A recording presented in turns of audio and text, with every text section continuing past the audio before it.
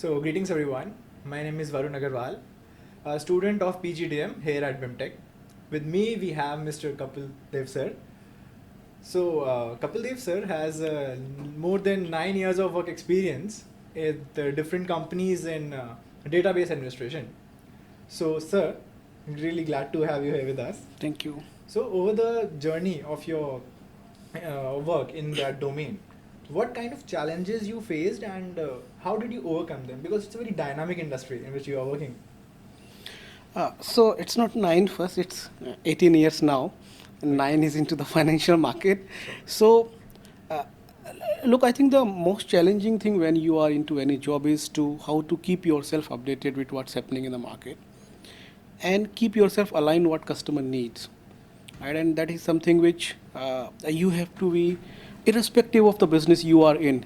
These two aspects you have to be very, very careful about it, and you have to you have to keep yourself abreast about what's happening in the market, what you are offering to the customer, and what is the gap in between what you are offering and what customers are looking for.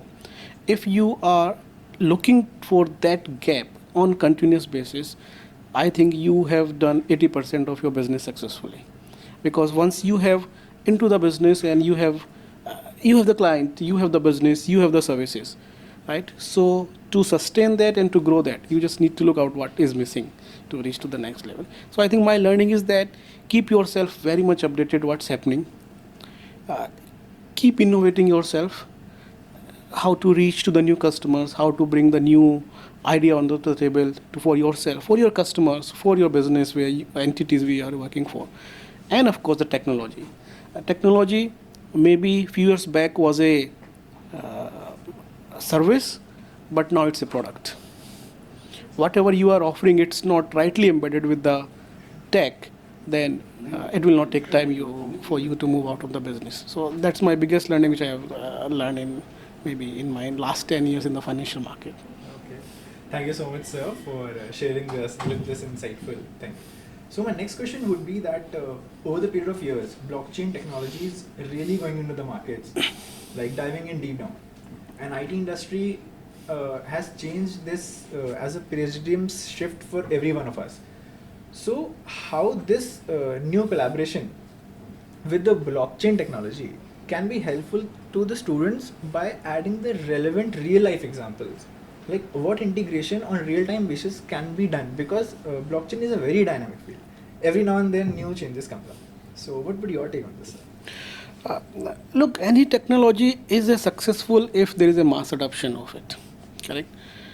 And mass adoption happens when you see utility in technology in what you are doing. Now there are two ways of looking at it: what you do to get technology in your life, and what tech does to come into your life, right? So in today's world, when we are connected, we are living half of our life in a virtual world actually now, right? Absolutely. We are onto social media, we are doing online transaction, we are doing online shopping, and so many other things where you are not present, but your presence is there through tech, right?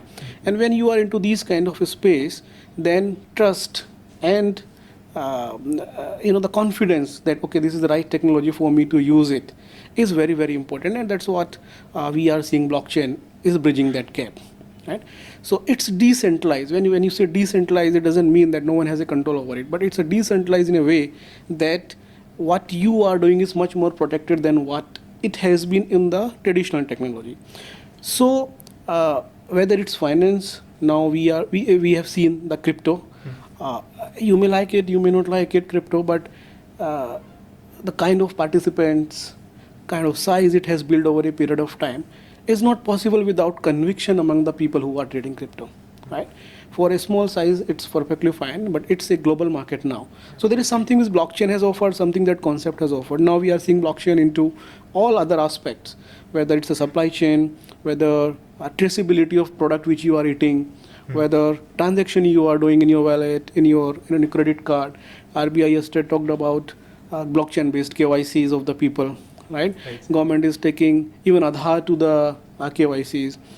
So I think blockchain is something which is, look, it's not a maybe at this point of time as individual technology which will give you everything, but whatever you are doing, if you integrate it with the blockchain, you can increase the efficiency multifold. That's how I do see Yeah. the blockchain at this point. Okay. Yeah. Thank you so much, sir, for sharing your views on these topics. Yes. Really, thank you to have you here, sir. Thank you.